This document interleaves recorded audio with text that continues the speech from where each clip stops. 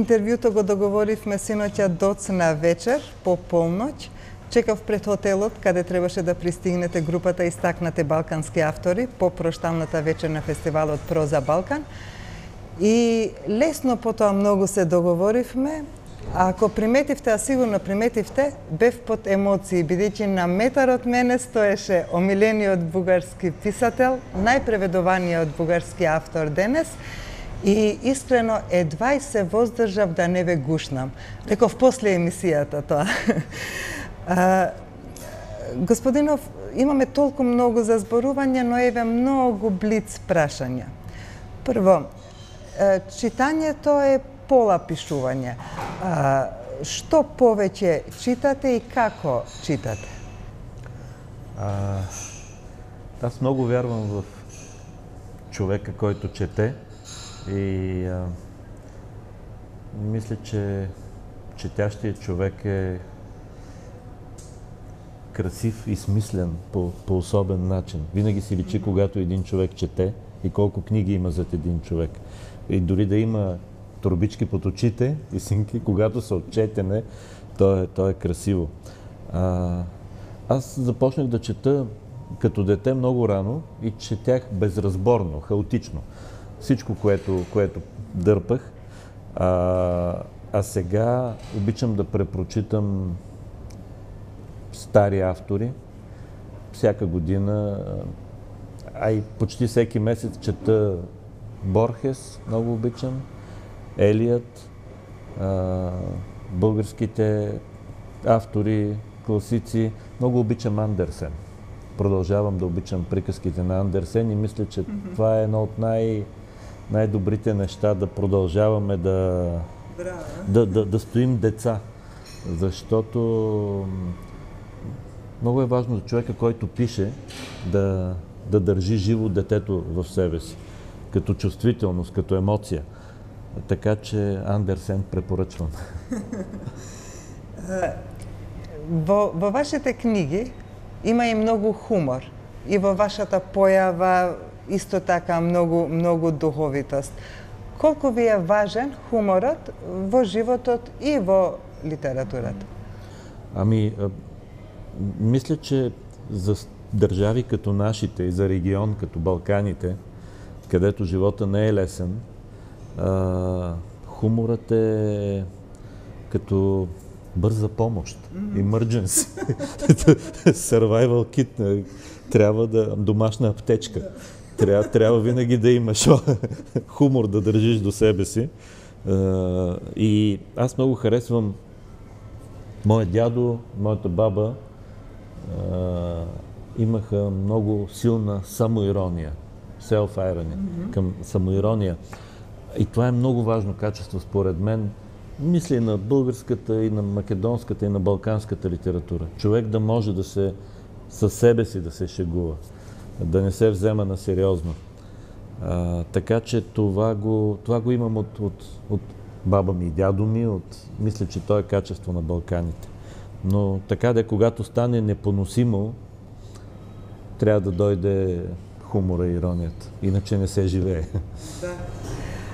Господинов, вие ја цитирате, ја спомнувате баба ви и синоќа исто така. Јас сакам повторно блиц прашање за семејството воопшто, за фамилијата денес во Бугарија и воопшто. Изобщо за семејството. Като аз съм от това поколение, роден съм 68 година, които бяхме отгледани, живели при баба си и дядо си на село. Там сме прекарали детството си. И това е много важен опит за семействата тук на Балканите, мисля, за поколенията, че имаме връзка с едни възрастни хора, които са от друго време, от преди социализма, което е важно, защото получаваме устни истории, които са като историите на Габриел Гарсия Маркес. Баба ми никога не е чувала за Маркес, но тя беше същия тип разказвач. Оној фантастичен реализам го има во нејзините. В историите. Естествено го има, природно е. Той е естествен реализъм. Общо за семейството, Имам един роман, естествен роман, природен роман, който е преведен тук, където това е тема, как се разпадат семействата, групите, двойките през 90-те години. Имаше голямо време на разпад през 90-те и новото, което сега виждам в семейството в България поне е, че децата отново стават важни. Детето е важно.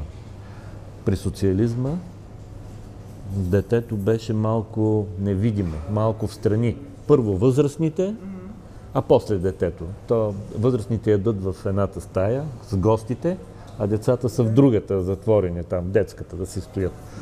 Сега детето отново е дигнато.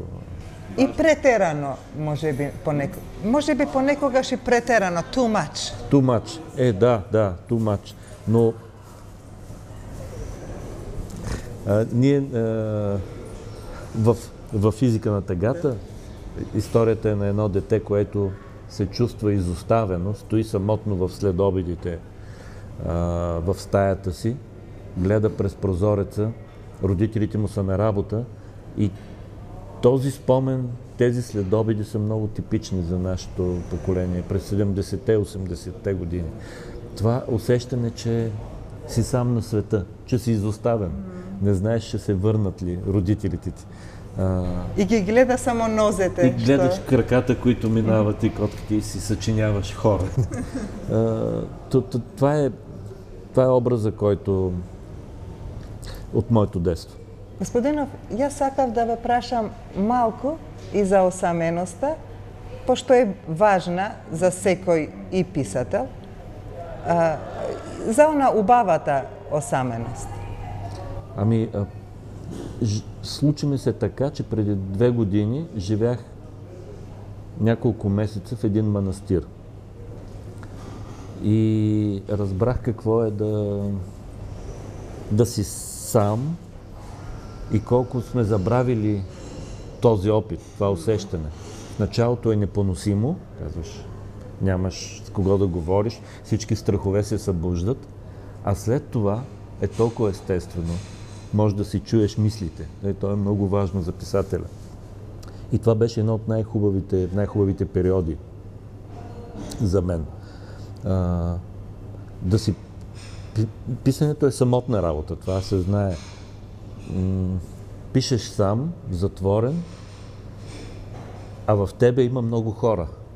И ти, за да им чуеш гласовете, ти трябва тишина и самота, пространство.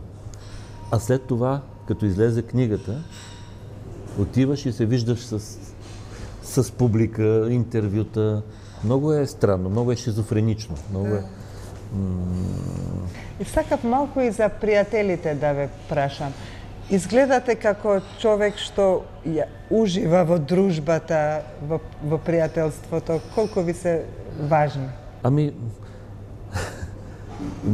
Много е трудно тук на Балканите да имаш много читатели и много приятели едновременно. Или имаш много читатели и имаш много приятели. Но най-добрите ми приятели са хора, които не се занимават с литература, които са вън от литературата. И те са малко са, но не знам, може би истинските ми приятели са читателите, които получавам писма, от които ми пишат и които понякога толкова топли неща ми казват, непознати читатели, които приятел няма да каже. Драг господинов, тука би сакала да ве подсетам на тоа што ви го кажа една читателка, синоќа го спомнавте, која го читала вашиот роман во болница. Да, тя е била в болница, една читателка преди операция, тежка явно операция, и ми написа, прочетох романа и почувствах, че още ми се живее, че искам още да живея. И това е най-хубавото изречение, най-хубавите думи, които съм получавал. Защото опитвам се в книгите си, като говоря за тъгата, да дам утешение някаква, утеха, да дам надежда някаква, кураж. И много е особено, защото аз самия съм доста меланхолен човек. Лесно изпадам в меланхолия. Но когато се опиташ на друг да дадеш кураж, така и аз си давам кураж на мен. Да. Меѓутоа, ако не ја знаеме тагата, никогаш не можеме да бидеме вистински среќни. Само човек што знае како е од другата страна, може да ужива во среќа. Да, абсолютно съм съгласен и това е... Тъгата е много човешко качество, много нормално, естествено качество, природно качество. Тъжният човек може да изпита емпатия, това е много важно, да разбереш тъгата на другия. И аз вярвам в тъжния човек. Не разбирам хора, които не изпитват тъга. Ако си чувствителен, всичко те наранява, всичко ти прави рани по тялото. И няма как да е иначе. За крај, бидејќи сигурно веќе ви е дојдено таксито за аеродром, еве две реченици за љубовта, она најклише прашање. Што мислите за љубовта? Две неща ще ви кажа. Ајде. Едното е едно прекрасно изречение от Борхес, който казва: любов е да те боли една жена по цялото тяло. Да те боли жена по цялото тяло. Тоест, това е усещане и отвъд думите, то е физическо усещане. И другото,